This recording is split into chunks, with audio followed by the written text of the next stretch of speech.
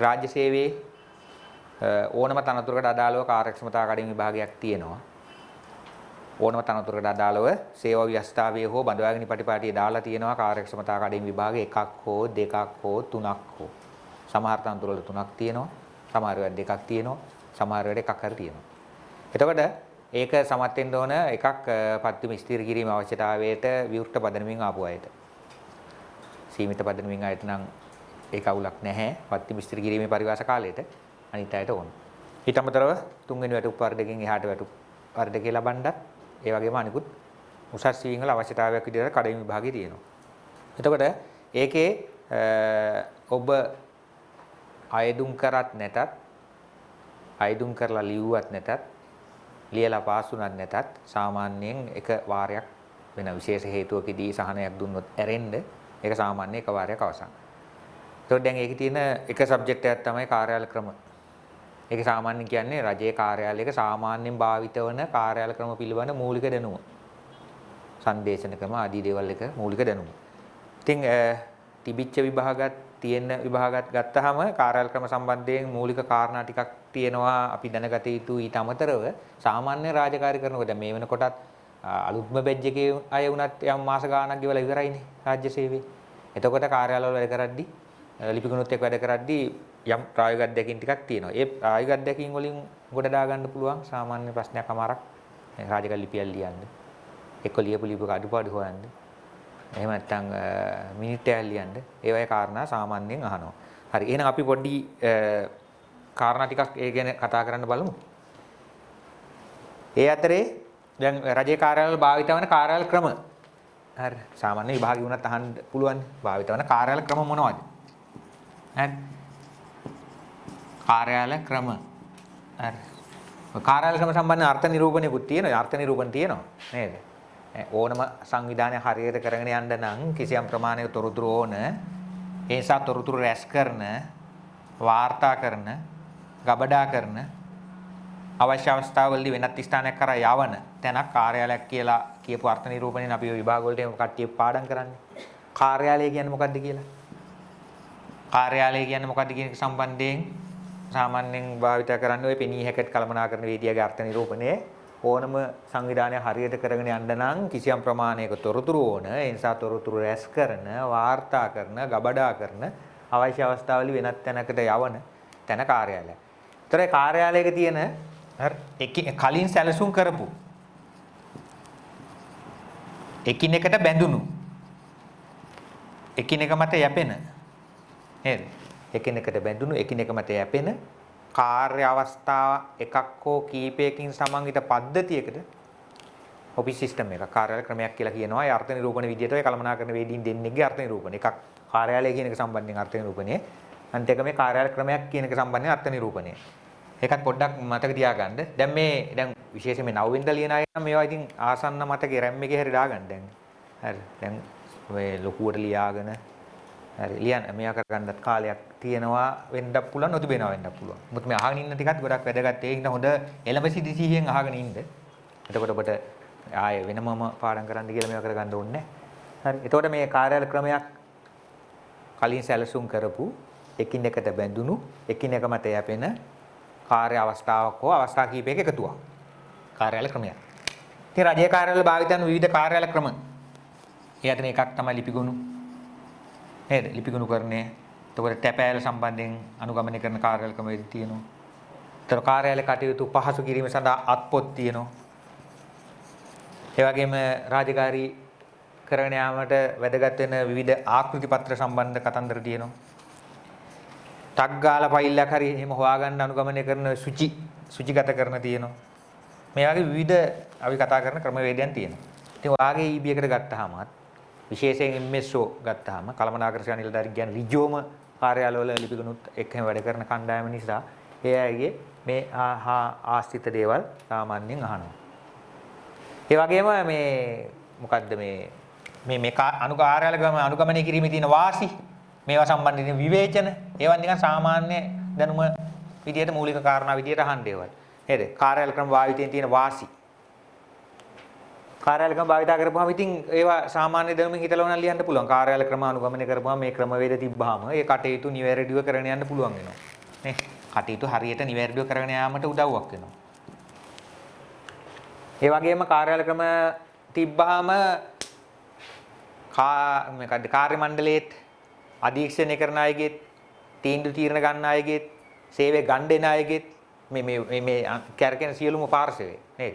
ඒ වැඩේ කරව ගන්න දෙන අය, වැඩේ කරන අය, වැඩේ කරනවාද කියලා හරියට බලන අය, වැඩේ කරනවාද කියලා හරියට බලන අය දෙන නිර්දේශات එක්ක බලලා අදාළ අනුමැතින් ආදී ලබා දෙන පාර්ශවයේ මේ සම්බන්ධයේ සියලු පාර්ශවයන්ගෙම කාලය ඉතුරු වෙනවා. නේ? වැඩ පහසු වෙනවා. කාලය ඉතුරු වෙනවා. ඒ වගේම අනවශ්‍ය ලෙස ඔබ යාම අඩු වෙනවනේ. එහෙම යන එක අඩු වෙනවා. දැන් සිස්ටම් තියෙනවා, ක්‍රමවේද තියෙනවා, කියලා තියෙනවා, බලාගෙන කරන්න පුළුවන් විදිහට තියෙනවා. එතකොට අනවශ්‍ය පරිදි එහෙම යන ඒවා අඩු වෙනවා. හරි. එහෙම යනවා අඩු වෙනවා කියලාම ලියන්න එපා. වැරි වෙලා විභාගයේ ඇහුවොත් එහෙම. කාර්යාල ක්‍රම වලින් තියෙන වාසි.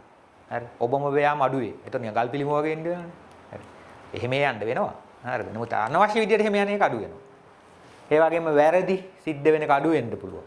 වැරදිත් ඔය සමහර ද්විකරණ බහුකරණ රිපීට් වෙනවා. හරි. ඩුප්ලිකේට් වෙනවා. ඒ වගේ ද්විකරණ බහුකරණ දෝෂ අවම වෙනවා. ඉතින් ඒ වගේ කාර්යාල ක්‍රමත් එක්ක බැඳිච්ච වාසි තියෙනවා. ඕනම වෙලාවක පසු විපරම් කරන්න නීතිමය කාරණාවලට ඒ වගේ දේවල් වලට ප්‍රයෝජනයක් කෙන එක වාසි. විවේචනක් තියෙනවා. මේවට කාලයක් යනවා කියයි. කොච්චර උණ කාලයක් යනවද ඉතින්?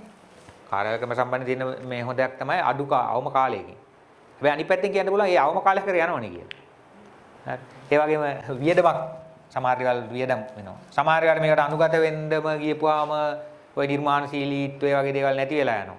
වගේ විවේචනක් තියෙන්න පුළුවන් කාර්යාල ක්‍රම සම්බන්ධයෙන් ගත්තාම. හරි. ඒ වගේම අර කාර්යාල ක්‍රමයක කුඩාම අවස්ථාව විදිය සලකනවා ක්‍රියාව. ඇත්තටම මේ ග්‍රේඩ් 2 අය හිටියනම් අවුලකුත් නැහැ. යාලටත් තියෙන මේවම තමයි. මේ කාර්යාල ක්‍රමයක කුඩාම අවස්ථාව විදිය සලකනවා ක්‍රියාව. ක්‍රියා කීපයක් එකතු වුනහම අපි ඒකට කියනවා වැඩ පියවරක් කියලා. වැඩ පියවර කීපයක් එකතු වුනහම කියනවා අපි කාර්ය පටිපාටියක් කියලා.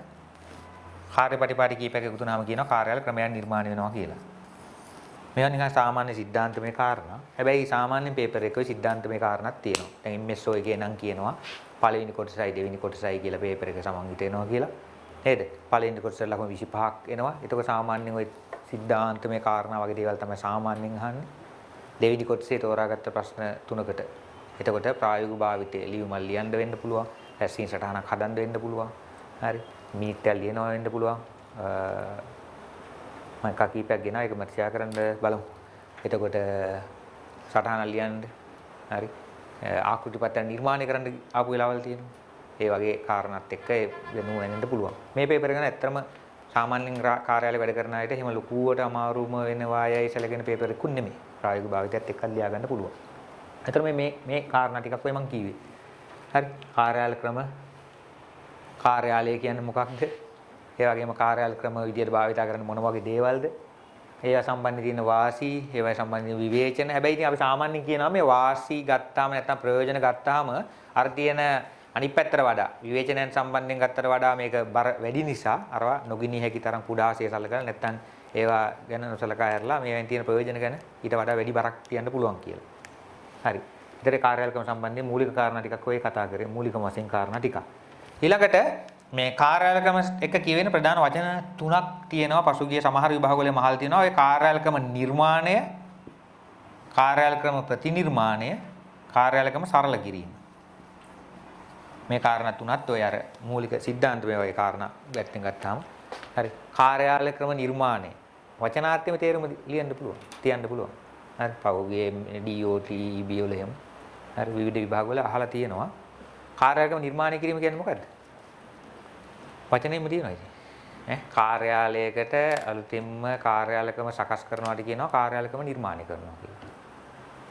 තියෙන කාර්යාල ක්‍රම යලි සකස් කරනවාට කියනවා කාර්යාල ක්‍රම ප්‍රතිනිර්මාණය කරනවා. දැන් ගීතත් ප්‍රතිනිර්මාණය කරන හිටපු ගමන් නේ සමහර නාලිකාවල එම යන්නේ මෙන්න පැරණි ගීතේ. දැන් ප්‍රතිනිර්මාණය කරපු එක. ඒ වගේ ඒක වෙනස් කරනවා. සරල කරනවා කියන්නේ තව ටිකක් එහාට ගිහිල්ලා වැඩ කරන්න වඩා පහසු හා ලිහිල් ක්‍රමයක් නිර්මාණය කරන එක.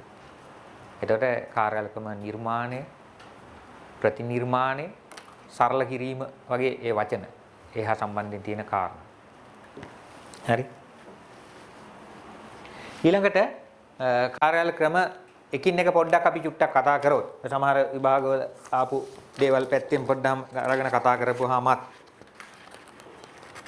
අපි නිකන් සාමාන්‍ය කාරණා ටිකක් කියන්න. ආයෙ ඔය මේ කාර්යාලයක් සැලසුම් කිරීමේ පියවර ටික. කාර්යාලය සැලසුම් කිරීම. හරි. කාර්යාලය සැලසුම් කිරීමේ ප්‍රධාන පියවර තුනක් ගැන කතා කරනවා.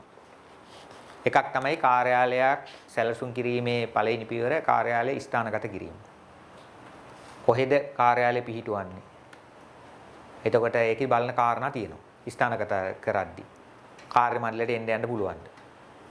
සේවය ලබා ගන්න ඉන්න අයට එන්න යන්න පුළුවන්ද? අවට වාතාවරණය හොඳ මට්ටමේ හොඳ පැත්තක්ද? ආරක්ෂා සම්බන්ධයෙන් ප්‍රශ්න තියෙනවද? වාහන නැවැත්වීමේ වගේ පහසුකම් ඒ වගේ දේවල් තියෙනවද? අනෙකුත් සේවාවන් ලබා ගැනීමේ පහසුකම් එහෙම තියෙන තැනක්ද? හරි. එහෙම බලලා අදාළ තැන හොයාගන්න එක ස්ථානගත කිරීම. ඒක කාර්යාලය සැලසුම් කිරීමේ පළවෙනි පියවර. ඒ වගේම දෙවෙනි පියවර විදියට කාර්යාලයක සැලසුම් තැන අඳුරගත්ත පස්සේ දෙවෙනි පියවරට කියන අභ්‍යන්තර පරිසරය සකස් කිරීම. අභ්‍යන්තර පරිසරය. ඒකේ තමයි බලන්නේ වාතය, මේ ආලෝකය. හරි සාමාන්‍යයෙන් කාර්යාලයක වැඩ කරන්න යනකොට ඇස් හොඳටම වෙහෙසෙනවා වැඩිපුර. ඒ නිසා හොඳ ආලෝකයක් තියෙන්න ඕන. නේ දෙකපාර ඌව පළාතේ තිබිච්ච එක එක්සෑම් එක ඇහුවා. කාර්යාලයක අභ්‍යන්තර පරිසරයේ කාර්යාලයක කාර්යක්ෂමතාවය කෙරෙහි බලපානවාද නැද්ද? ඒ බලපානවාද කියන එක පැහැදිලි කරන්න කියලා. බලපානවා තමයි. නේද? ආලෝකය අවුල් නම් වැඩ කරන්න අමාරුයි. හරි වාතාශ්‍රය. එතකොට ඇතුළට ශබ්ද. එතකොට සනීප ආරක්ෂක පහසුකම්. හරි වර්ණය ඇතුළත පිරිසිදුකම අලංකාරය. නේ සමහර ඔෆිස් වලට යනකොටම උඩි සමහර ගෙවල් වලට යනකොට නිකන් මහා මුස්පින්තු වචයක් වගේ දැන් තියෙනවා. එතකොට ඒ ගොඩාක් වෙලාවට සමහරලාවට ඔය ගාලා තියෙන තින්ත පාට බිත්ති වල තියෙන තැන ඒ වගේ මේවා වෙන්න පුළුවන්. කාර්යාලයක් වුණත් සමහර තැන් වලදී ඒකනේ පුළුවන් තරම් ගොඩක් වෙලාවට සුදු ලා පාට වල එහෙම ගන්න. ඉතින් ඒ වගේ දේවල් අභ්‍යන්තර පරිසරය විදිහට සකස් කරනවා. අභ්‍යන්තර පරිසරේ තුන්වෙනි එකට කියනවා තියෙන ඉඩ උපරිමණ්ඩමින් ප්‍රයෝජන ගන්න හැකි වෙන පරිදි සකස් කරනවා. දැන් ඔයාලගේම බැජ් එකේ වුණත් ඔෆිස් 10ක ඉන්නවනම් යාළුවෝ 10 දෙනෙක් ඒ 10 ඔෆිස්ම එක විදිය නැහැනේ. සමහර ඒවා ඉඩ අඩු දින්න පුළුවන්, සමහර ඉඩ මඩි වෙන්න පුළුවන්, සමහර තැන් වල ඔයාලගේ එක බ්‍රාන්ච් එකක් වගේ මුළු ඔෆිස් එකම තියෙන්න පුළුවන්. එතකොට ඒ තියෙන ඉඩ අනුව පරිමාණයට හැබැයි ප්‍රයෝජනට අරගෙන හදලා ඇති, අංශ වෙන් කරලා ඇති. නේද? ඒකට අපි කියනවා පිරිසැකැස්ම හදනවා කියලා. පිරිසැකැස්ම. ලේඅවුට්. එයින් කාර්යාල සැලසුම් කිරීමේ පියවර ටික තමයි ඔය. ස්ථානගත කරනවා. අභ්‍යන්තර පරිසරය සකස් කරනවා. පිරිසැකැස්ම සකස් කරනවා. ඒ කාර්යාල සැලසුම් කිරීම ගැන කතා කරොත්